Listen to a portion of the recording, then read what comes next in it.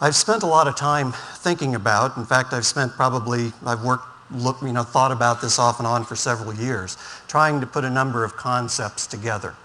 And my interest is in biology. I'm a biologist. And so one of the keys in biology is understanding evolution, and particularly human evolution. The reason that I got interested in the technology side, I've been in the technology area for a long time, but one time, I guess it was a year or so ago, I gave a class lecture, and one of the students after the lecture came up and said, well, we were talking about cloning and so forth, and he says, what's it feel like to be the bad guy? And I thought, gee, I didn't really look at myself as being the bad guy. I didn't look at this technology that we were developing as being something that's bad. But it really made me stop and think about the ethics of what we do.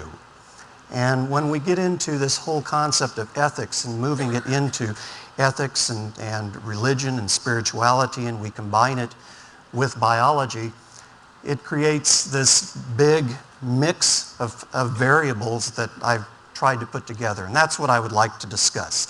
So this is a typical scientist's title for a presentation, but basically the main thing that I want to present is what I think is the path of human evolution. In other words, where are we headed?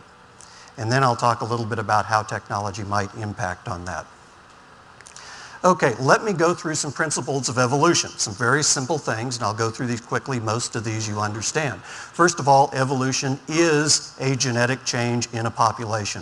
So if we start out with, in this case, a group of happy faces that genetically have a propensity for being pink or red, and this changes to an increase in frequency of blue genes, so we end up with a population of blue happy faces, that is evolution, very simply stated.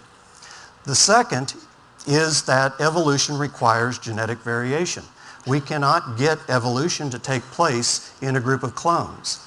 So, if all of the individuals are identical, evolution will not take place. Evolution is taking components that exist in the population. If you look around, you'll see what our future is in terms of evolution. Evolution is taking components of what we are and simply increasing the frequency of those components or characteristics in the population. Evolution requires variation in reproductive success. To cause a change from one generation to a next, we have to have a situation where some individuals reproduce either less or more to contribute either less or more to the next generation. So reproductive success is a fundamental concept or fundamental component of evolutionary change. And the fourth principle is that traits that change or affect reproductive success are the traits that will change with evolution. So if we're going to try to find the traits that will change with evolution, those traits must affect reproductive success. So we need to look for those traits that affect reproductive success in the human population. And I'm sure at this point, you each are thinking, looking around and saying, gee, I can certainly see a few people that I would think would be extraordinarily successful in reproduction, and so forth. Let me go a step further, though, and I think you might be surprised at how the analysis moves forward. Okay, so reproductive success. Now, the big question is, how is reproductive success determined in the human population? Well, there are two strategies. The first strategy is the one that you're mostly familiar with, that we see in wild species quite frequently when we see the two rams butting heads and competing for females. That's one strategy for reproductive success. Okay? So the first strategy is competition. The individuals compete with each other to determine who will win the competition and who will then secure most mates for the future. And those individuals are the ones that will pass on their genes to the next generation. Okay, now if we look at the components of competition, what are the components if we think through this? In competition, we first start with conflict. The two individuals will come into conflict, okay? Secondly then, one wins the competition and is the dominant individual, okay? And then the third component is that there will be continuous challenge for that dominant individual. That's how competition works. It starts with conflict, it then moves to domination, and then ends with continuous challenge, okay? So, in competition, in a competitive strategy, reproductive success is greatest for the dominant individual, okay? That is the traditional strategy that we can think of most often for determining reproductive success. And there are a variety of traits that can result in an individual being dominant. Okay, now let's look at another strategy. Let's look at a strategy called cooperation. In this particular case, basically it's very, very simple. If you put 2 or 3 little guys together, they can kick the big guy's butt, and they are the ones then that can control reproduction. So cooperation is a more powerful approach to compete and to pass your genes on to the next generation. Okay, now let's take cooperation apart and let's look at the sequence of events and the components of this cooperative strategy. Okay, cooperation, first of all, is more complex than competition. Cooperation involves communication among individuals. Okay?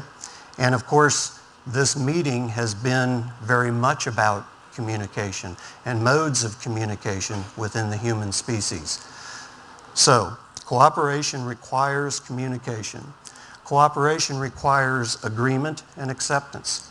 We have to get together as a cooperative group and we have to agree to cooperate. Okay? So, we have to agree to cooperate and we have to accept each other as equal individuals. There's not room for dominance in a cooperative effort. And finally, the third thing is that we have to monitor the cooperative group for violations of this cooperative agreement. So, the cooperative strategy involves forming a group that has agreed to certain principles, that they will act as a group, and if anybody doesn't abide by those principles, they're out of the group. Okay? So, the two principles are competition and cooperation. And in cooperation, the interesting thing is that reproductive success is equally supported in all cooperating individuals. So regardless of the individual, whether this is an individual that is healthy and strong or an individual that is weak, and in the human population, even individuals that could not reproduce on their own. But in the cooperative effort, all individuals' reproduction is supported equally for all individuals. So if you have agreed to abide by the cooperative agreement and become a part of this group, what you get in return for that is you get the opportunity to reproduce. Now, that reproduction is somewhat managed, and it's managed by the rules of cooperation. Whoop. Okay. Now, let's look at characteristics of a fit individual in each of these sorts of strategies. Okay, on the first case, we have the cooperative individual. What are the characteristics of an individual that fits into this cooperative strategy? Well, obviously, they are cooperative.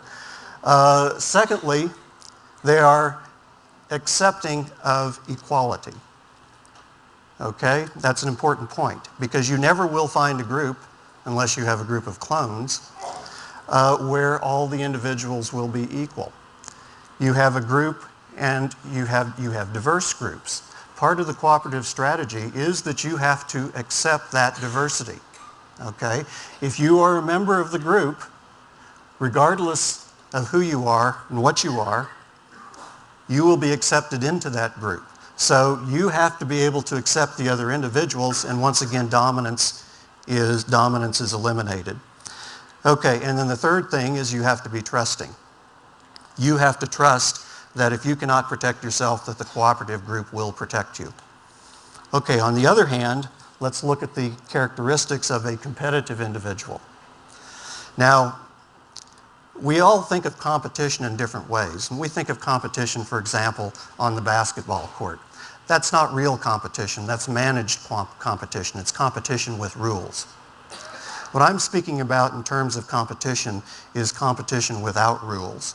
I'm speaking of the kind of competition that results, for example, in the invasion of Kuwait, in the Nazis trying to dominate and take over the world in World War II, or if we go back even further, societies in which slavery was something that was accepted as part of the society. That's competition without rules. That's true competition. True competition involves the characteristics, first of all, of aggression. An individual that is competitive will be aggressive, will be selfish, because in true competition, you look out for yourself. Competitive individual is domineering. Once you have competed and you're at the top of the pack, you have to dominate that pack. And a true competitive individual is suspicious because this individual always has to be prepared for the challenge. So if we look at the sequence of events in a competition, that individual has to be prepared continuously for the challenge. Okay. Now, I can look out and I can see, gee, there are a lot of people that are thinking about this and saying, I'm not sure where this is going. I'm not even sure I want to know where this is going. But let me take it a few steps further. And this is, believe me, we're going to get a lot deeper than we are right now. Let's look at this now in terms of human society. And I think that maybe you've been thinking about how this applies to human society. And as a scientist, we always look at what is the evidence for a hypothesis. And certainly, I've made a hypothesis here. I've used certain principles, made a hypothesis. Is this hypothesis correct? Is there any evidence to support the hypothesis?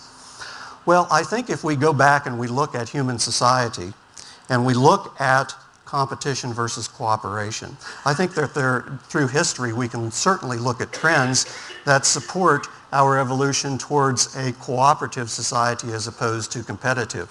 And in fact, you can look at our history, and some of our major landmarks are determined by our realization that cooperative strategy is in fact more successful than the competitive strategy. For example, simply looking at going back about 2,000 years and looking at the concept that was developed about the time of Christ. This was a concept that was very simple. It was a concept of cooperation, a concept that the little guys, if they compete and get along, are stronger than the big guy, okay? This was not something that was unique for Christianity. It was a concept that was generally accepted at this time. Even the Roman Emperor, Marcus Aurelius, has written actually depicted this very clearly in some of his writings, that cooperation is a strategy that is more successful. And so there is a shift from earlier competitive strategies. And even if we look at the concept of God and look at our vision of what God was back in Abraham's time, this was a God that was a dominant God, a God which you wanted to be on the right side of, because if you weren't, he certainly was going to kick your butt, okay? He was going to destroy your enemies. So this was a God that was a dominant God, a God that existed in a world of competition. That vision of God has evolved, has changed, and we now think of a God as being a God that promotes cooperation. Love your neighbor. So if we look at the evolution of religion, we look at the evolution of our concept of God, we look at the evolution of our social ethic, our social rules, it all fits into this pattern of moving from a competitive strategy to a cooperative strategy. Now, competition is something that is genetically determined within us. Competition is something that we have embedded in our genes, and you can't change through evolution. You can't change genes overnight. Cooperation is something that is imposed on us by our society. Competition is something where society will push the evolution of our genetics. We are now in a situation where, boy, that was fast, a situation where First of all, let me make the point that the difference between cooperation and competition is something that is a very simple concept in society today. It is the concept of good versus evil, okay? And society reinforces good and condemns evil. So, society is pushing us towards this direction, and our path of evolution then is from competition to cooperation. It is from a strategy that we now depict as evil towards a strategy which we consider to be good. The question now becomes, how does technology fit into this? And we can go into a lot of different aspects of technology, and we can categorize technology as to what it does. Technology is certainly a strategy for communication. Technology is something to replace our efforts at providing our fundamental needs such as food, shelter, and so forth. Technology is also something that can be used in a cooperative society to treat our health needs. Remember, every individual within the cooperative society is equal. Technology is the product of cooperation. Technology would not be developed without cooperation, and technology creates a dependence on cooperation. Now, what I am interested in are the challenges in this path of evolution, the path that takes us from competition to cooperation, and how technology might be used to approach some of these challenges or to conquer some of these challenges. One of the challenges with this strategy is an erosion of genetic health. As we move forward, technology is used more and more in this cooperative environment where all individuals are equal to treat the healthcare needs of individuals within this cooperative effort. In addition, technology is used to support our reproduction. Now, the thing that I have an interest in, those are two areas that I think are of interest, is this erosion of genetic health, but also the other thing is this linkage between reproduction and competition. And this is the inseparable tie that we have between good and evil, and how do we break that tie and move forward and let evil stay where it is? In other words, can technology overcome these challenges? Well, first of all, the erosion of genetic health is one which we are making great strides in trying to solve because of the information that we are getting on genetics and being able to associate specific sequences with specific disease traits. We have some very clumsy methods of doing some selection for disease against disease traits. One is pre-implantation genetic diagnosis, and another which I'm very interested in looking at for the future is genetic diagnosis of sperm and eggs. In other words, do the diagnosis on the gametes, choose the appropriate combinations, let the individuals choose the appropriate combinations then to put together to produce a healthy individual. And then genetic modification. The linkage between reproduction and competition. In other words, and this is a very complex effort and I can't do it justice in the time that I have, but we don't need to physically mate to be able to reproduce. And so if there is a linkage between competition and reproduction, that linkage can be broke simply through technology. In vitro fertilization, injection of sperm into eggs, cloning, although quite frankly I think cloning is of very little importance in this effort, and finally the production of gametes from somatic cells. So we could take individuals who would choose to mate, neither individual would be reproductively competent, take cells, produce gametes, and allow them to mate. And finally, for my closing statement, I believe that technology is the essential weapon of good in the battle against evil if we look at this this conflict between competition and cooperation, and the fact that cooperation is something that is socially determined and is pushing us in one direction, but physiologically we are linked. The two characteristics are linked, and somehow we have to separate that tie. And I believe that that tie could be separated through technology. Thank you.